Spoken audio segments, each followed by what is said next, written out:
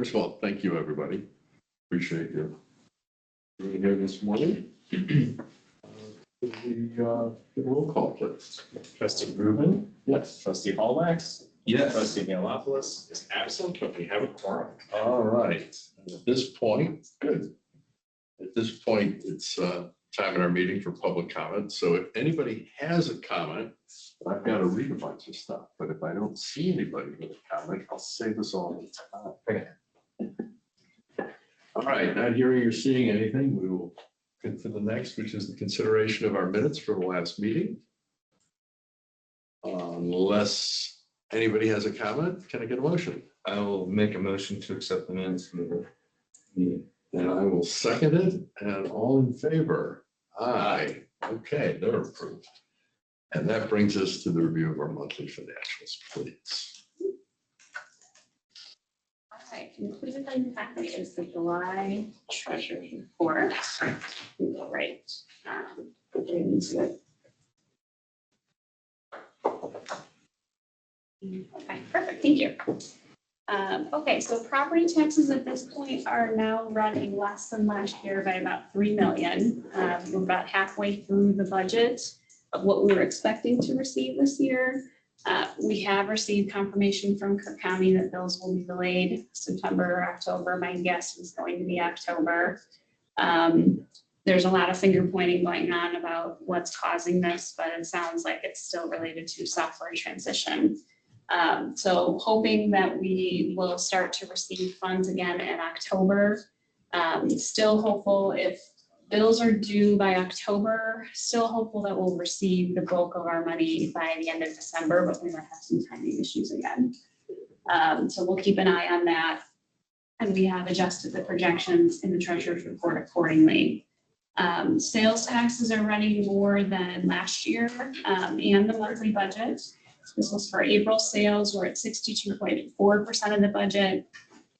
Still dealing with sales tax transactions that have been reclassified from use tax. So you'll see the use tax declining quite a bit. Sales tax is up. So it's hard to say what is a reclassified sale versus whether or not sales taxes are actually up. We are seeing a real trend in auto sales down, especially in the first quarter of this year. Not sure if that's just folks that were scared about tariffs. Prices have exploded. Yes. Starting. Or just pricing. So we'll continue to watch that. The Department of Revenue has also had a series of issues with reporting. So Margaret and I are working with them on some errors that they had in financial reporting and just tying that out to what we're actually receiving. The good news is this was a good revenue month. So our income tax, utility tax, cable franchise, parking fees, garbage fees, sewer charges, and vehicle licenses were all higher than what we were projecting for the month and higher than this month last year. So this was a strong revenue month. On the expenditure side, we're running higher than last year, but on target for where we would expect to be at this point in the year. When we look at annual revenue projections, we're still projecting that the revenue fund will, the general fund revenue will come in $652,000 over budget. So we, even with some of the declines in revenue that we've seen with PPRT and use tax, we're still seeing a lot of our revenues outperform projections. When we add expenditures into that equation, we're looking at drawing the general fund down, still on target to draw down about 3.7 million. We were planning a drawdown of 4.8 million, but we do have some capital projects that are being rolled to next year. So that's part of that decline. And obviously that revenue surplus is offsetting. Still got that fixed yet. It drives me absolutely crazy. It's even more fun when you're on the train or it's pulling into the station. Oh yeah. Oh, you put the station and then it blows to your truck. What? Go rest. Go to That'd be something we try. But that you could. I guess we should be glad it works. Yeah, I guess that's true. Just to finish up the general fund reserves at month end are 14.5 million. It's about 50% of our operating expenses. This is the time of year that we see that number dip because we start to draw on fund balance while we're waiting for property taxes to come in. So we'll probably draw it more because property tax relates to markets. Okay, so moving on to the water fund. Thanks, Margaret. The volumetric revenue is running higher than last year, largely due to rate increases.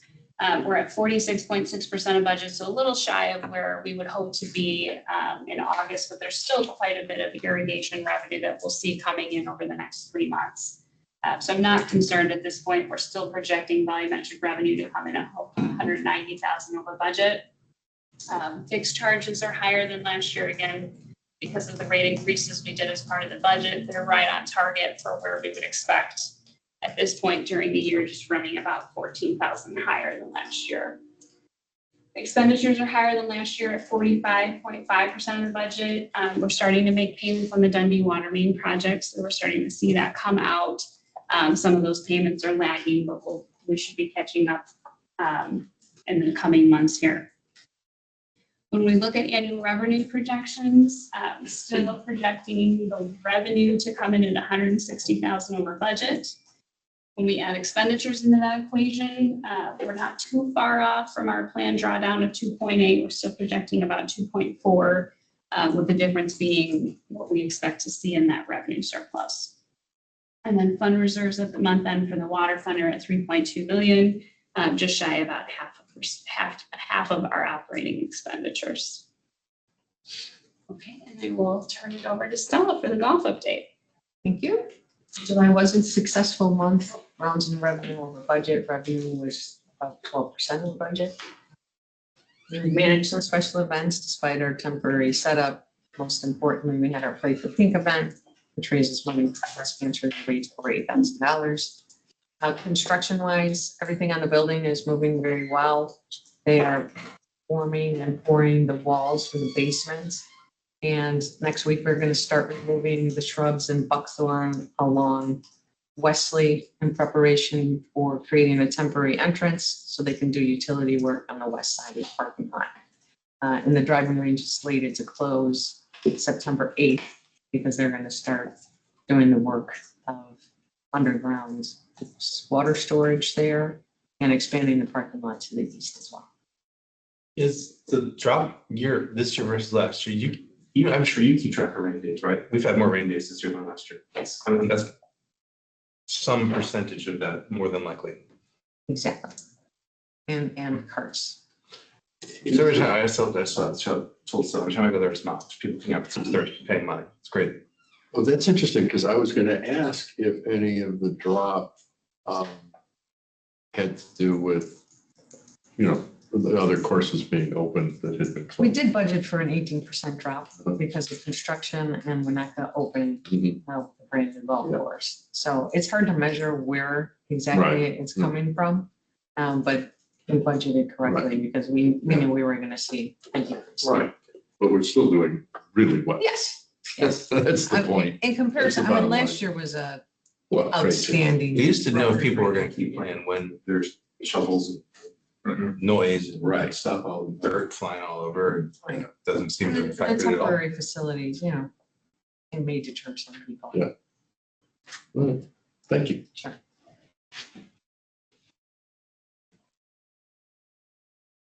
Other funds, our debt service, MFT capital funds are all on target for this point of the year. Debt service will see a big influx in December, so hopefully we do receive all of those property taxes. We will eventually receive them, so it's just going to be some accounting entries if we don't.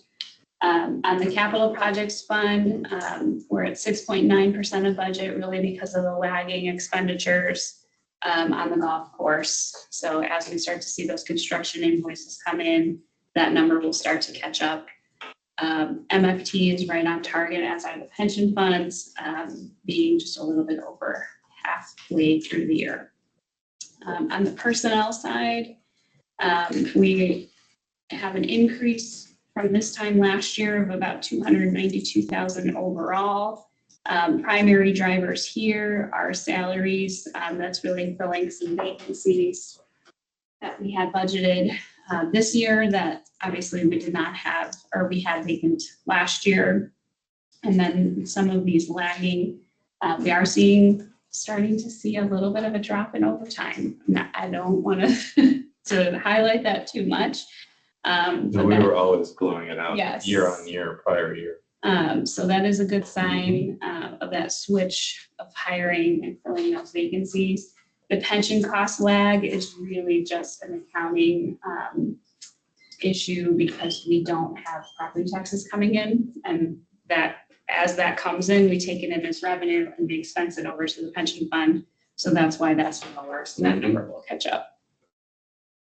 On the inflationary side, we really don't have too much more to report. Thank you. Our commodities and our contractual services are both running less than last year, on target and within budget. And then the CPI for July was announced at 0.2%, which is the lowest we've seen in a while. And there's been a lot of talk about a potential Fed rate cut in September. So we'll keep an eye on that. Yeah, the services are ticking up, even as goods are flattening, so it's probably not good for us. The long run, probably not great. If we have to keep paying more for every service we have, even if we're not paying for our commodities, we just. We are seeing that in salaries and the services that we pay. I was thinking third party Salaries are vendors to retail the products for that. good. So that is going to be part of budget discussion for sure. And I'm sure you're going to see a number of price increases in 26. Well, and it seems that tariffs are up, down, and sideways, but there's going to be a lot more effect of the tariffs on that number that we haven't seen yet. The bump in services inflation may be part of it. Right, if they're paying more for goods, then they're gonna charge more on the service side of whatever people.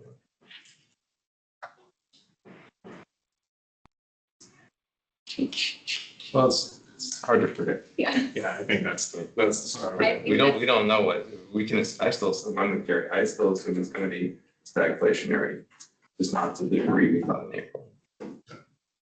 And I think you just summed up the 2026 budget process in a single sentence that there's going to be a lot that's hard to predict. See the update. Right. So we're a little backwards because as of yesterday, you guys approved the AED purchase. But there are a couple updates to the timeline I wanted to go over. The first one is the sanitary sewer rehab construction portion of that project. We're going to be canceling it. So we're not going to be able to execute on the construction. It doesn't mean that we actually didn't do any construction. We carried over some of the construction work from last year that was performed earlier this year. So we've engineered some work, and that work, we'll just save that engineering and execute on it early next year. That's our sanitary sewer lining and spot repairs. All of this we do on an annual basis to help meet the goals of the MWRD, ICP, which is the inflow control program, infiltration and inflow control program. We're already ahead on our annual goals, so the fact that we're delaying construction does not put us in violation. The next one is the business district parking, streetscape and parking implementation. We had budgeted, I think, about $200,000 this year, just to be prepared to implement any of the recommendations from the study. At this point, we are seeking additional public feedback. So I think next month you'll see a change order for that additional feedback coming to you at the September board agenda. And at this point, any construction probably will be delayed until next year because we'll still need some time to develop plans, what we would like to do until yeah. One other thing that did not make it onto this report, and it's kind of off this radar, but I wanted to mention the Sylvan Road Bridge resurfacing project that was approved in the July board agenda.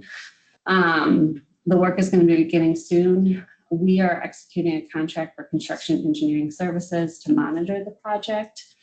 It was below it's below Phil's authority. So he signed the contract, but it's supplemental work that's going to be going towards that project. Is that different than normal? To have somebody monitor? We do that for most projects. We just don't have the capacity of in-house staff to be out there enough to be monitoring the project. So it's just something that wasn't prepared in time to bring to the board in July when we approved the construction work. Usually we try to lump those two together. Any questions? Yes. Okay.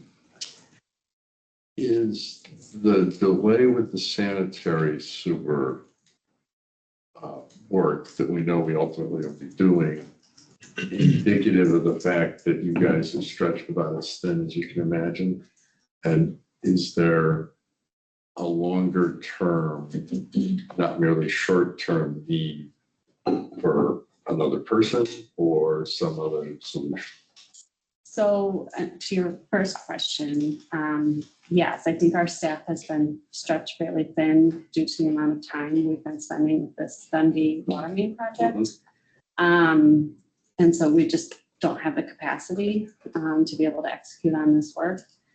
We have been in talks with Katie, with HR, to talk about what an additional support person would look like and trying to work that into next year's budget. That's kind of what I thought. At the end of the day, we want everything around here to continue to look as great as you guys keep it, and whether it's you can see it or it's below the ground and you can't Most see of it's it. underground. Exactly. But yes, it's still got to function underground. There's a lot to do, and you guys seem to be running a mile a minute all the time. So, thank you. Thank you. Which brings us to our financial forecast. Assumptions. A whole month earlier this year. Perfect. Okay, so we have updated our financial forecast assumptions. So this is running from 2026 to 2030. And speaking of difficult to predict, this is also going to be a little tricky in terms of forecasting. The assumptions that we've put forth before you are based on current economic conditions as they exist for the minute until they change again. The existing financial policies that we've talked about last month, state, county, and federal regulations, and then any other known budgetary impacts, such as increasing costs for capital and operations, wage inflation, and then maintaining reserves in accordance with our policy. Similar to last year, there's a couple of the forecast assumptions, a couple of the numbers that are in the chart, the attachment chart, that are still under review. Property taxes are, in accordance with VTEL, allowed to rise 2.9% next year. The village still has a policy that we would levy that full 2.9%. So we'll prepare the budget with that in mind, but also there's going to be a number of new revenue sources that we're going to be bringing to the Finance Committee for your consideration related to home rule. So Margaret and her team have put out a comprehensive fee survey, including a number of new fees and taxes that would be applicable under home rule, a lot of which we've spoken about already. So we're still working on forecasts for that. And that'll be a discussion, obviously, with the Finance Committee in context of the whole budget of whether we reduce that amount that we're levying for property taxes if we're able to, or if we're really looking at higher cost of service and wages and personnel next year, we might not be able to do that. So that'll be an ongoing conversation. The water fees are adjusted for the rate study. We're getting towards the end of that. So we always look at this in a combination of what was in the water rate study and then also our own figures that Monica and I work together on based off of what we're recommending in the CIP, because a number of things have changed from 2017 when we did that initial study. So right now in the forecast assumptions, we have a 7% rise in 2026, but that number could adjust based on with the CIP. Sewer fees have a placeholder of 5% to support capital improvement if they change. And then sales tax and use tax are just going to be difficult to predict because it's hard to know how this shift will go. And as you recall, the last 3 years, we've had legislative change after legislative change that have made those years fairly different. So it's hard to use historical to predict what's going to happen going forward. So we will do the best we can with that. Alone, what'll happen with car sales? Right, exactly. Well, and especially to your point earlier about tariffs, if that continues, the prices aren't going to go down anytime Right. soon, so. So that's great, you get a little more money because the price of the car they did sell went up, but how many fewer cars did they sell? What's the total value? That's what we care. And we were looking at adjusting the monthly treasurer's report to, I think right now we're showing the last quarter to the most current quarter in our financial monthly report. And Margaret and I were talking about maybe just showing year over year, last year, this quarter to this year, this quarter. When we looked at it, it was just a stark drop in auto sales. So still working on that with Department of Revenue to make sure those numbers are actually correct. But it's a big drop. We're also semi-dependent on a lot of European car sales. 2 of our major dealers are European cars. They just announced today, and I haven't read it closely, but the trade deal between the EU and the United States that leaves in place pretty high vehicle tariffs. So Mercedes builds a fair number of their vehicles in the United States.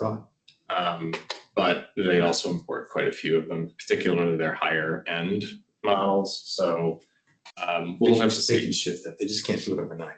Right. It's not it's going to be a couple years probably before some of that all flushes out. It could. Who knows? The way it's been going, that's the hard part of trying to predict anything is you get to a date and then the date changes or the numbers change. So I was thinking earlier when you said that car sales were down, and then I can't remember, so I know I've asked this, does somebody here come with a dedicated talk, make sure that they're in conversation with those 3 dealers? we haven't had a conversation with them in a bit, and I think we need to re-engage with the Hey, we love you to stay. Yeah. Yeah. Oh, yeah, yeah, yeah. For real, I mean, just take a lunch. No, that's a good Yeah. point. Yes. Yeah. Sometimes maybe just, is there anything you need? Right. Maybe, I don't know, some people speed on on Skokie, I don't know, whatever. Who knows what they want, but maybe we can help, maybe we can take another, Better signage. maybe, actually, maybe they That'll want. bump if that could- We think that'll bump sales. Unless you ask. Looking at the rest of our revenue projections, we did projections based on the latest IML estimates. The downside of backing the budget process up by 1% to use in terms of data projections. So we based it on IML estimates and then also what we're seeing. And we'll adjust those as we get closer to preparing the final draft budget based off of what's coming in.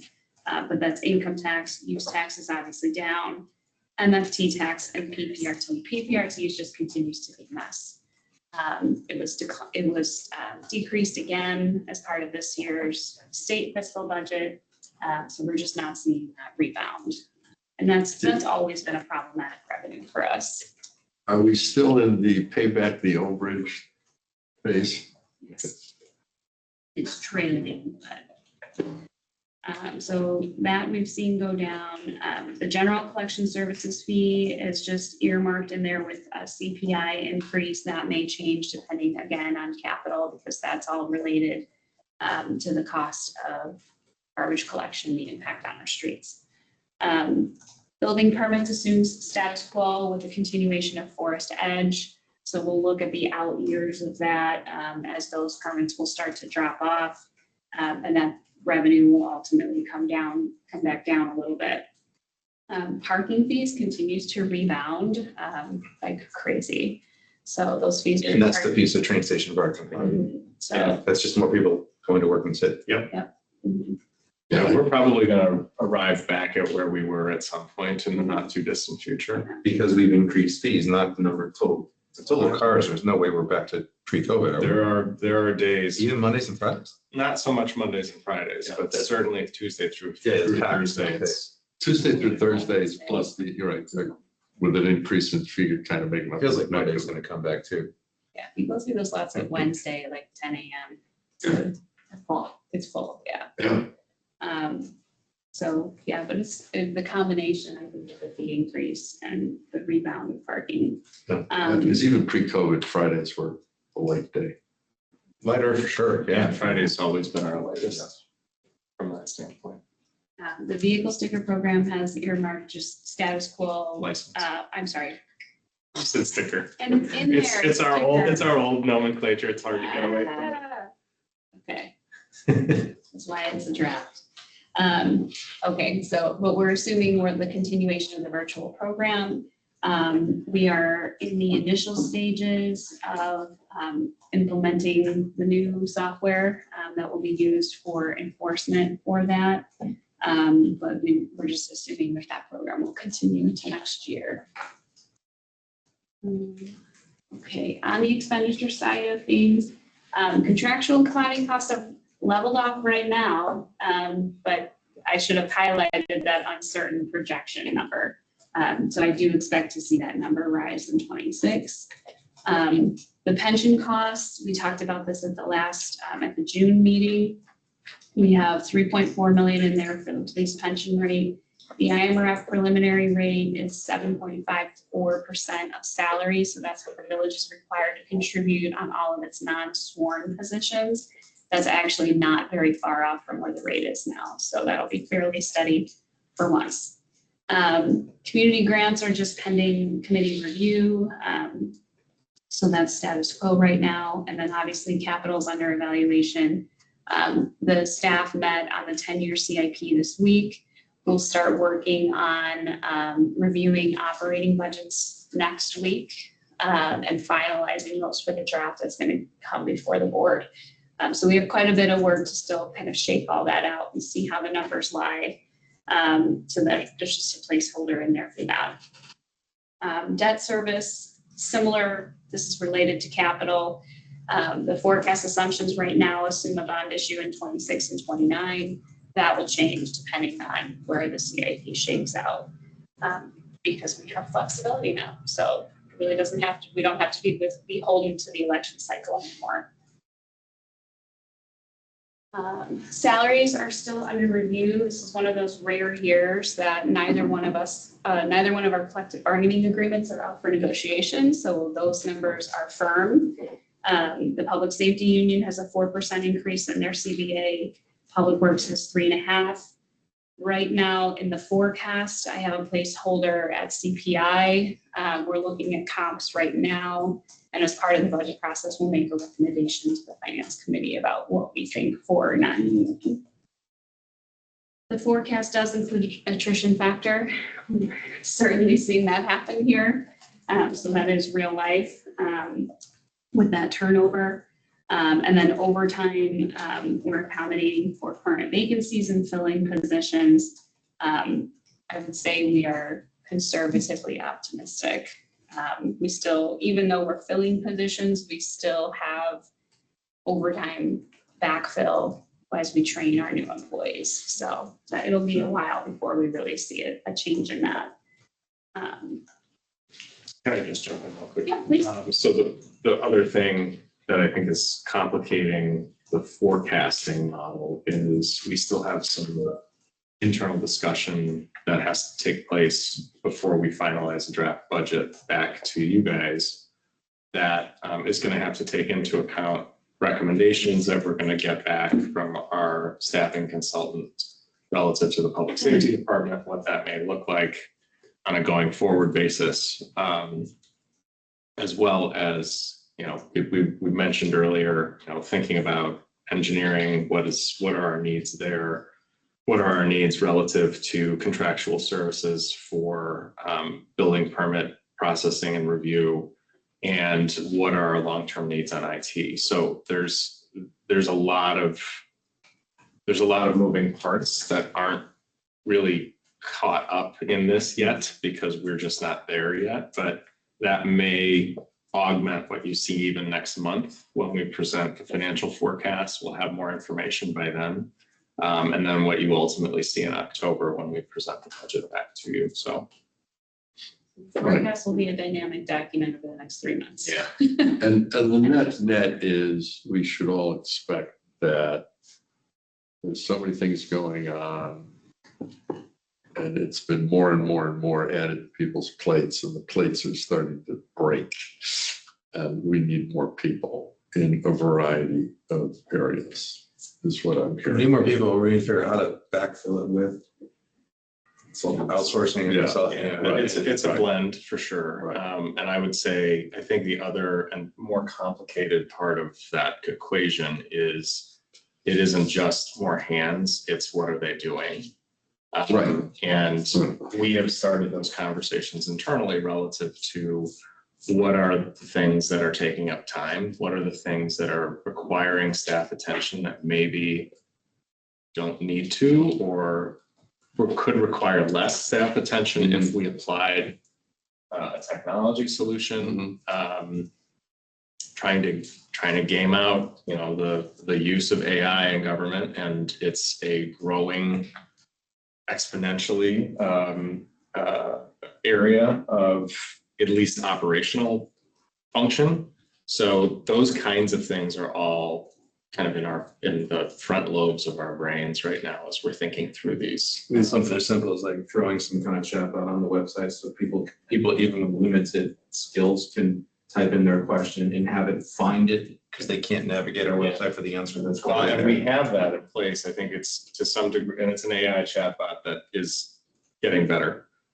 It's not perfect, but it is things like that. It's also, are there things internally that we are spending a lot of time that can be automated in some way or can leverage the AI capabilities of generating reports and staff reports that go to the village board, obviously not, without some level of oversight to that, but how do we cut back on the things that eat hours a week so that we can put those hours to work in some other fashion?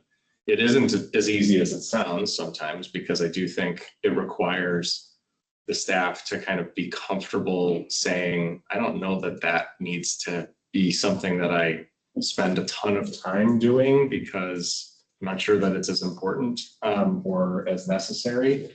And we don't want to put people into a position where they feel like they're raising their hand and putting themselves out of a job. It isn't that. It's what are you doing so that you can do something? What are you doing now that we can download to something else so that you can do the other things that you're not able to do that we keep hearing that we need Or to do more things, more and different things. Right. I mean, it should be like a yes and.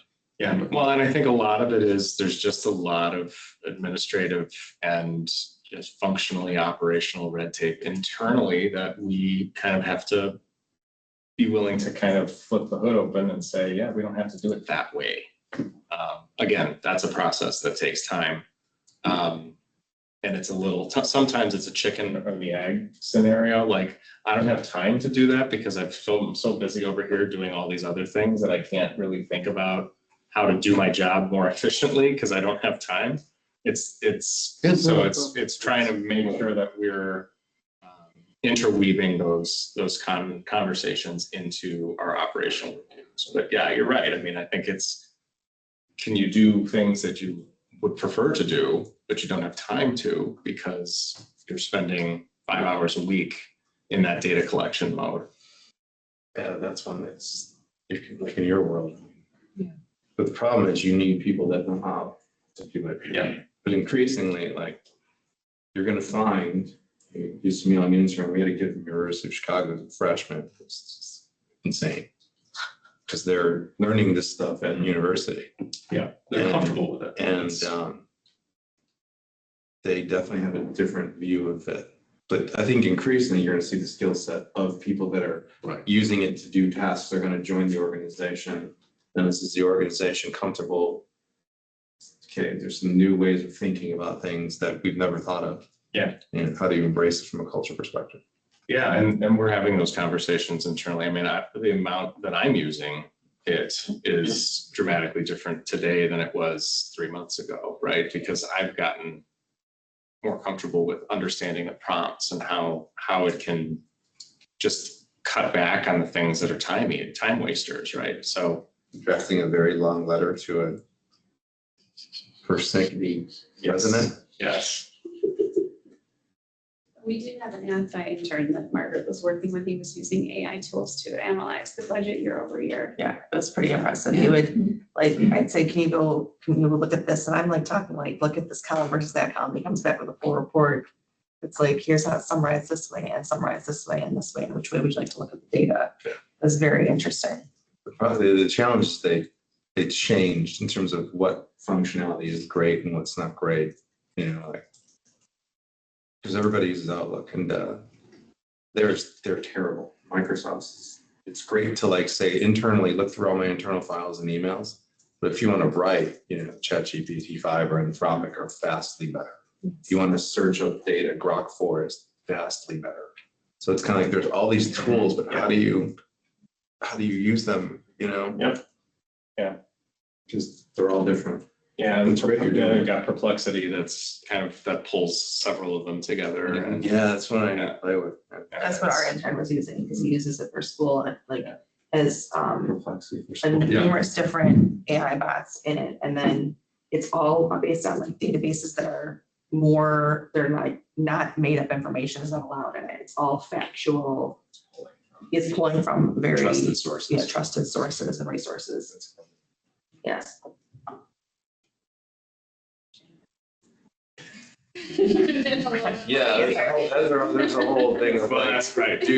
yeah, I mean, are people gonna lose the ability to do critical thinking when all you're doing is prompting a bot? And there's a bigger challenge. You still have to look at the result Oh, yeah. and start with, does that make sense? Does it look like you got the right information? I mean, there's still the issues of factual accuracy in terms of what they're summarizing and then what did they do with it? And being able to spot when they went off the rails.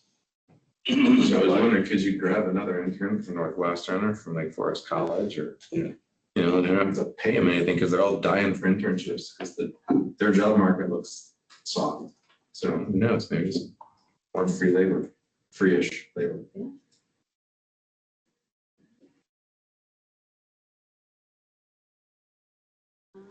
Yeah, I'm not going to go through all of these in your packet. A lot of this we've talked about already. One thing that we haven't talked about today that we've talked about in the past are potential changes to pension legislation.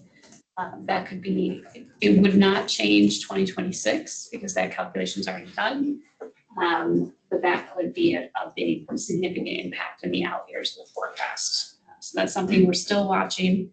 I've gotten a lot of inquiries. There's been a lot of activity back and forth trying to prepare for whatever's going to happen. In my unsolicited opinion, I feel like it's going to be an 11th hour decision. And there's probably very little that we'll be able to prepare for what's actually done. So whenever that does pass, I do think that the finance committee would benefit from a decision of the actuary, just to talk about what we might change going forward based off of what's actually passed. Unfunded mandates are still there. Tariffs we've talked a little bit about. There's still the danger that we may see additional reductions in state shared revenues. That's always going to be. Yes, depending on what happens at the federal level, if they lose more money, that will definitely trickle down, or could definitely trickle down to us. And that's something that just remains a concern that's out there. We do have your potential for stagflation in there. Yeah. success for future bond sales. There has been a lot of back and forth at the federal level about threatening the tax exempt status of our bonds. There's a big effort with the Government Finance Officers Association nationwide to collect data on capital projects that have been built with tax exempt bonds, just to show the benefit to legislators. So there is a big opposition to any change in that, but that does remain somewhat of a threat. Obviously, whatever we do with water will have some impacts in our capital program and potentially operating. Whatever happens with downtown redevelopment, we're looking at part of the strategic plan and economic development plan. Also have the downtown streetscape on the horizon. So that could modify the out years of the forecast as well. And then I mentioned this earlier, but any revenue sources that we implement now that the village is home rule can modify that forecast greatly as well. Moving on, again, I won't go through these in great detail, but this just shows the projections using the assumptions that we went over. The items highlighted in red are the ones that we're still really kind of taking a look at. Property taxes should probably be highlighted there as well, just because that number could change, but that is in line with our current financial policy. These are all of our externally controlled revenues. So we have a little to control here. And then locally controlled revenue, we talked a little bit about water and garbage and sewer. Those will all be dependent on the capital plan. Let's see, keep coming. On the expenditure side, we'll be coming before you, as Phil mentioned, that number's highlighted in red for salaries and overtime. That will change based off of the discussions that we have internally and then ultimately what the finance committee is comfortable with.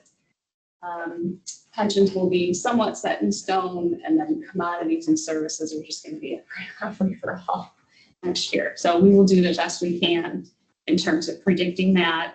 And then as we get closer to the draft budget, we'll be able to fill in those capital and community grant numbers as we get closer to that process. So I'm happy to take any questions on this. We will take your feedback and incorporate it into the full monster of a forecast next month. And then we'll incorporate the CIP recommendations as well, so we'll be able to see those. Looking forward, so that you can pick anything, just even over the next few years, one way or the other, whether it's getting to be more efficient, and even then, reorganizing this and that, involving whether it's consultants, more people, combination of both. The effect tariffs are going to have on us, the fact services are going up, et cetera. I doubt that inflation number is going to stay where I think that's almost a fluke. It's very up to given where the monthly numbers have been coming in previously. We're about to take. We're going to need more revenue. Bottom line, I'm not optimistic we'll be able to reduce local property taxes, to be honest. But I really think we have to be looking, in a serious way of rational, reasonable, in line with our, all the guardrails. You don't want to be silly or tick people off. But I do think we need to think about the use of the home rule and the kinds of things that we can bring in. And especially, I will throw it out, if there's anything that seems to you all as very low-hanging fruit, that as a practical matter, we could implement before next year. Don't wait. Come back to us quickly and tell us about it. It's life for the village, just like for everybody else, is going to get more expensive, especially if the people in our town want to continue to receive the same kind of unbelievably high quality services from all of you that you currently provide, and keep our infrastructure in the shape it's supposed to be, and the safety of our streets and everything else. So it's not like anything you guys are doing is unimportant to the lives of our residents.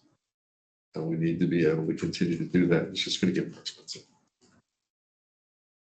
Anyway, I don't mean to be pessimistic, but Good feedback. I'm really glad we've got home rule the more I hear about this. So that we don't have to go back to people and say, by the way, we need something above PTEL. Please vote in favor. That would be horrible. Horrible.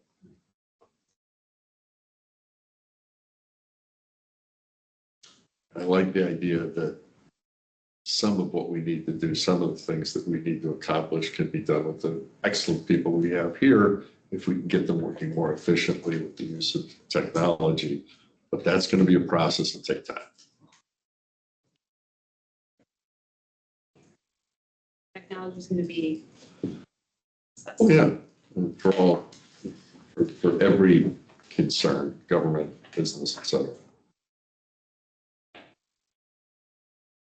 Anybody else? Any other business items that anyone wants to discuss? If not, oh, sorry. Sponsorship program. Oh, I forgot the sponsorship program. I'm sorry. No problem. So just real fast, our Catch a Truck event is coming up, and we would like to implement a sponsorship program for that event per the village's donation acceptance policy. The finance committee reviews and authorizes our ability to implement a sponsorship program. We revived this event last year. It had been happening annually pre-COVID and then brought it back. It was very, very well attended. So I want to try to bring in some support in order to keep enhancing that event for the community. Speaking of car dealerships earlier, I'm trying to find some car dealerships that might be interested in supporting this event, and bringing cars if they like. So I think it's an excellent time. Thank you. so You're good? Yeah, I'm good. You motion to adjourn? Second. All in favor? Aye. Aye. Thank you, guys. Thank you, everybody. Appreciate Thanks it. for your